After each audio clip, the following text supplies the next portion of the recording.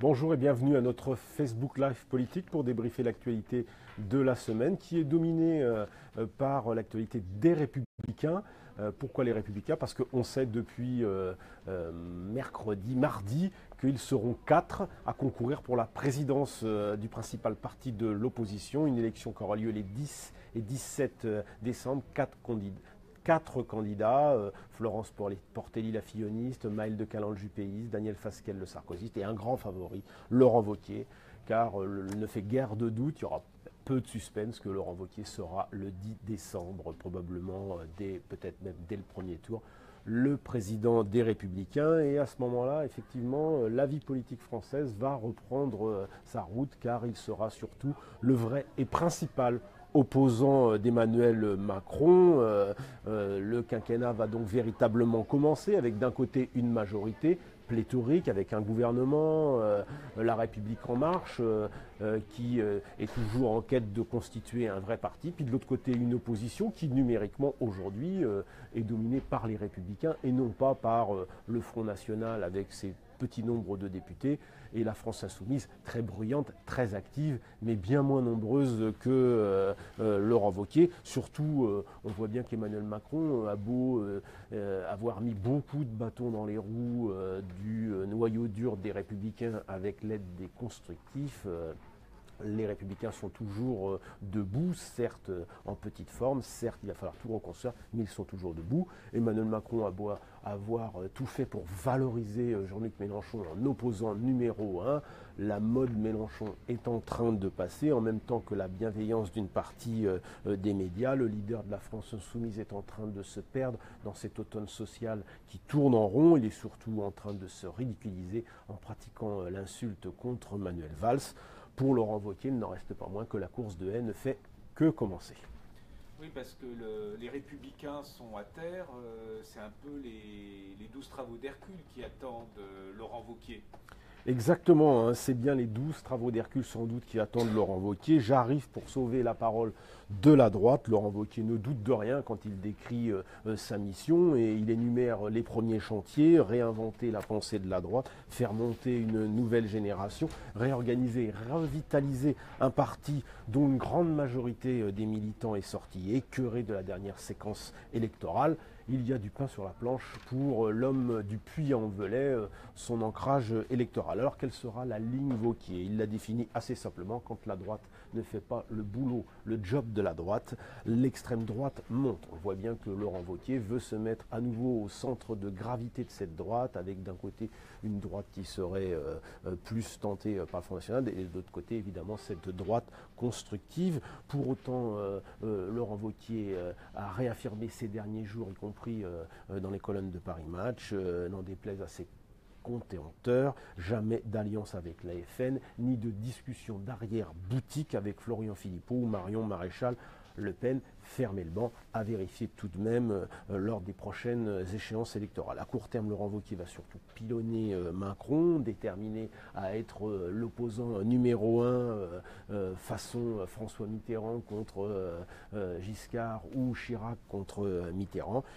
Wauquiez multiplie déjà les attaques sans nuance. Quelques exemples: le principal projet de Macron, c'est lui-même. Macron n'a pas de véritable affection pour les Français, juste beaucoup de morgue pour les classes moyennes. Ou encore, Macron prétend faire une nouvelle politique. Il forme un gouvernement de techno avec un management dictatorial, rien que ça. Oui, en même temps, Laurent Wauquiez, lui, il a quand même une sacrément mauvaise réputation. Il a beaucoup d'ennemis dans son camp. On lui reproche donc d'être trop à droite, d'être trop brutal. En même temps, on lui reproche également d'être opportuniste et d'avoir un placement qui est surtout fonction de ses ambitions immenses.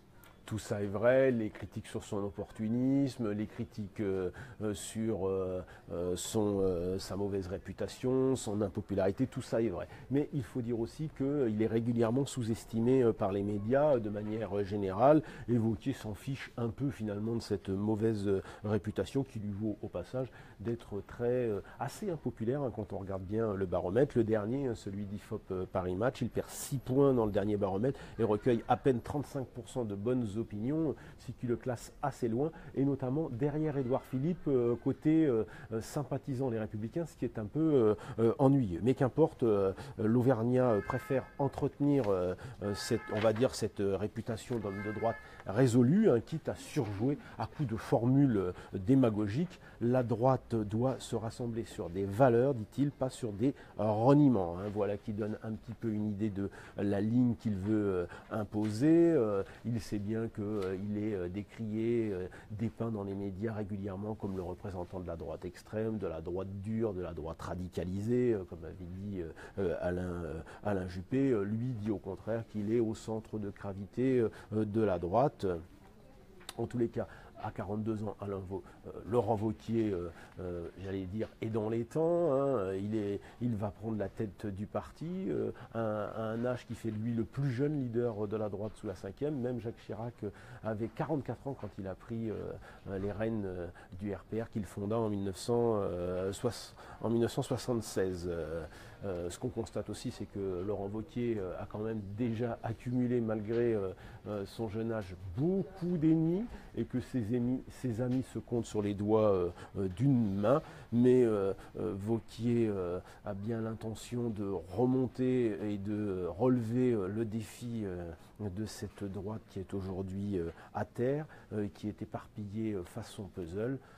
Tout dépendra de sa capacité à rassembler et à faire monter à bord toutes les familles de la droite, et ça, c'est pas gagné.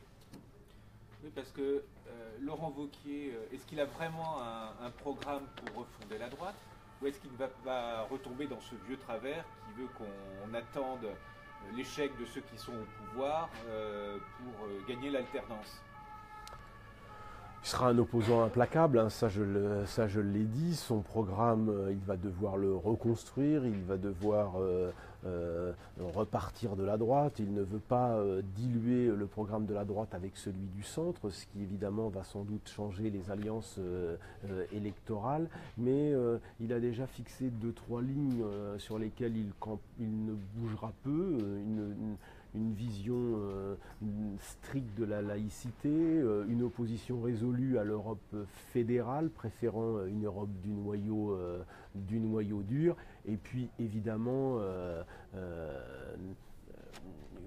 est implacable sur les questions régaliennes. On voit bien que chez Laurent Wauquiez, il y a une certaine admiration pour le programme conservateur de François Fillon, ce mélange de libéralisme et de conservatisme qui fait que si le style de Laurent Wauquiez est proche, un peu une sorte de mélange de Chirac et Sarkozy, sur le fond, il est peut-être plus proche de François Fillon. Merci beaucoup Bruno Jeudi.